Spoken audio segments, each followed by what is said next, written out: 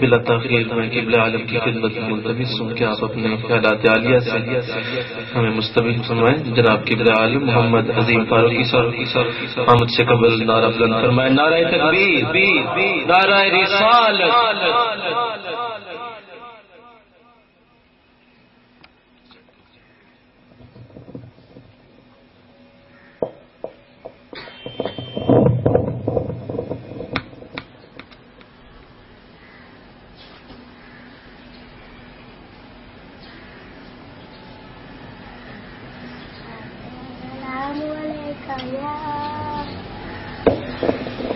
نحمده ونصلي ونسلم على رسوله الكريم. أما بعد فأعوذ بالله من الشيطان الرجيم. بسم الله الرحمن الرحيم.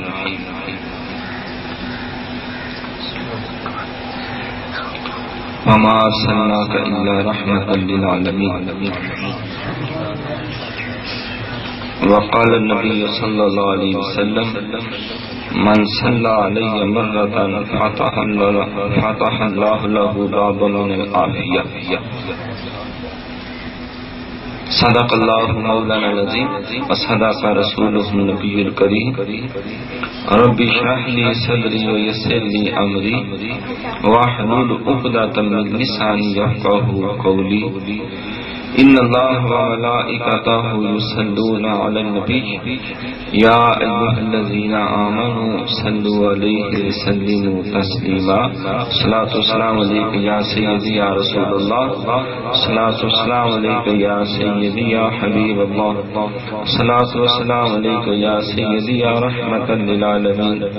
صلاۃ والسلام عليك يا سيدي يا خاتم النبيين. صلاۃ والسلام عليك يا سيدي يا رسول الله وعلى آلك وصحابك يا سيدي يا حبيب الله.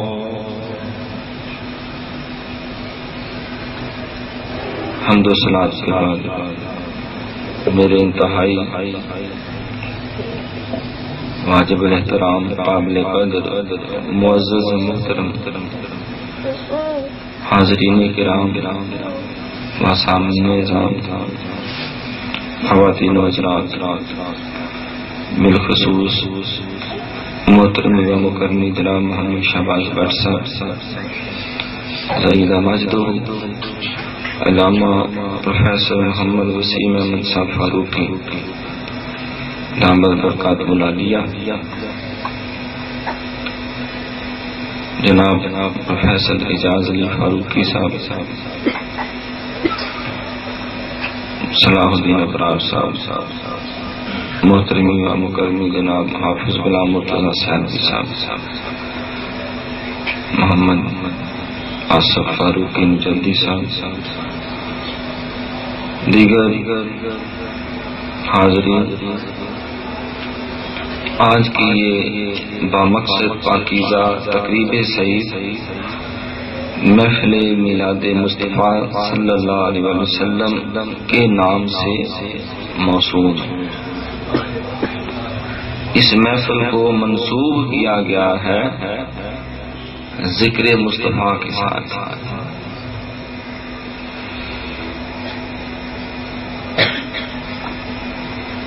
محبوب کی محفل کو محبوب سجاتے ہیں، آتے ہیں وہی جن کو سرکار بلاتے ہیں. تو اگر کسی شے کی قدر و قیمت کا اندازہ کرنا ہو تو اس چیز کی ماہیت اور کیفیت کو نہ پرکھیں، بلکہ ہر شے کی قیمت اور قدر اس کی نسبت سے ہوتی ہے. اگر کسی چیز کو اچھی نسبت مل جائے تو اچھی ہو جاتی، بری نسبت مل جائے تو وہ بذات خود دیکھنے میں اچھی بھی ہو لیکن وہ بری ہو جاتی. تو اس تقریب سعید کو نسبت آقا دو جہاں کے ساتھ، لہذا اس کی نسبت کی وجہ سے اس کی بڑی قدر ہے. مثال دے کے عرض کرتا ہوں، کپڑے کو اگر نسبت جراب سے ہو جائے تو وہ پاؤں میں رکھا جاتا ہے، جوتے میں پہنا جاتا ہے، زمین پہ رکھا جاتا ہے۔ اگر اسی کپڑے کو نسبت قرآن مقدس کے غلاف سے ہو جائے تو آنکھوں سے لگایا جاتا ہے، ہونٹوں سے چوما جاتا ہے، سر پہ رکھا جاتا ہے۔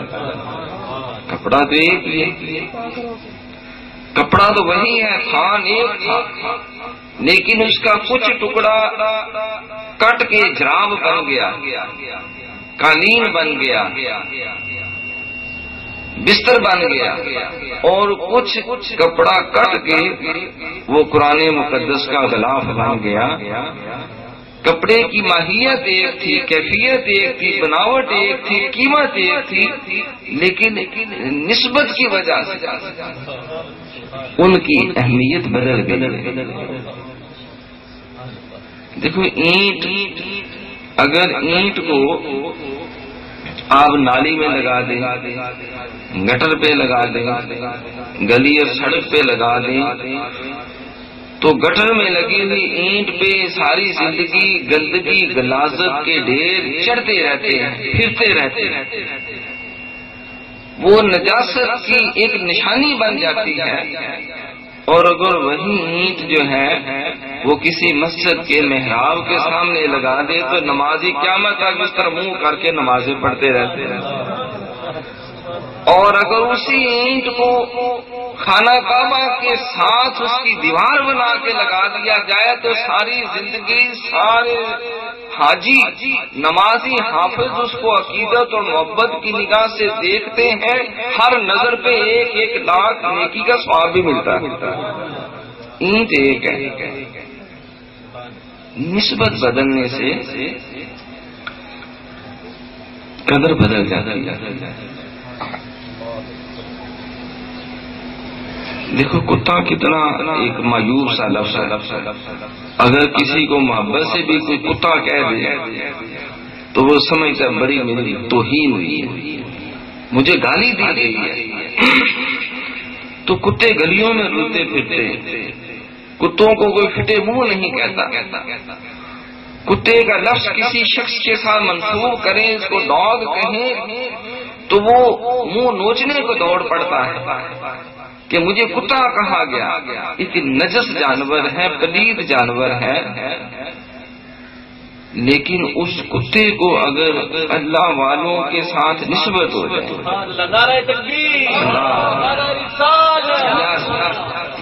اصحاب کہف کے ساتھ نسبت ہو جائے، چند اللہ والے تھے، درویش تھے، قرآن کہتا ہے ہاتھ میں وقت نے کہا کہ میں تمہاری چمڑی اتار دوں گا، میں تمہارے جسم کے ٹکڑے کر کے قیمہ بنا کے جانوروں کے آگے پھینک دوں گا اگر تم نے میری اطاعت نہ کی، اپنے اللہ کے آگے عبادت کو ترک نہ کیا۔ انہوں نے کہا کہ بادشاہ وقت ہم اپنی چمڑی اتروا سکتے ہیں، ہم اپنی ہڈیاں تڑوا سکتے ہیں، ہم اپنے جسم کا قیمہ کروا سکتے ہیں، لیکن اپنے رب سے بغاوت نہیں کر سکتے۔ اس نے فوجوں کو بھیجا، انہیں گرفتار کرو اور ان کو عبرتناک انجام سے دوچار کرو، ان کو زندہ آگ میں ساڑ کے کوئلہ بنا۔ وہ 6 یا 8 یا 10 یا 12 جو اللہ والے تھے انہیں اس بات کی خبر ہو گئی، اور وہ رات کی تاریکی میں اپنی بستی کو چھوڑ کے ہجرت کر دیا۔ تو ان کے ساتھ ایک کتا جو ہے وہ بھی چل پڑا۔ قرآن کہتے ہیں اس کتے کا نام تھا حضرت قطمیر، حضرت قطمیر۔ اس کتے نے کہا کہ مجھے تمہارے ساتھ پیار ہے، تم بیٹھ کے جب اللہ اللہ کرتے ہو، تم جب اللہ کے آگے سجدے پڑھتے مجھے اچھا لگتا ہے۔ اس نے زبان حال سے کہا مجھے ساتھ رکھو، تو اللہ والوں نے کہا تیری فطرت بھونکنا ہے، تیری فطرت شور مچانا ہے، تو بھونکے گا، شور مچائے گا تو ہم بھی پکڑے جائیں گے۔ تو اس کتے نے کہا نہیں، مجھے تمہارے ساتھ نسبت ہے، میں اپنی فطرت چھوڑ دوں گا، میں بھونکوں گا نہیں۔ لیکن مجھے اپنے قدموں سے جدا نہ کرو۔ انہوں نے کہا کہ تو کیوں ہمارے ساتھ بھوکا مرنا چاہتا ہے؟ ہمیں تو جان کے لالے ہیں، ہم تو ایمان بچانے کے لیے، جان بچانے کے لیے ہجرت کر رہے ہیں۔ اے جانور، ہمیں تو بھوکا بھی رہنا پڑے گا، ہو سکتا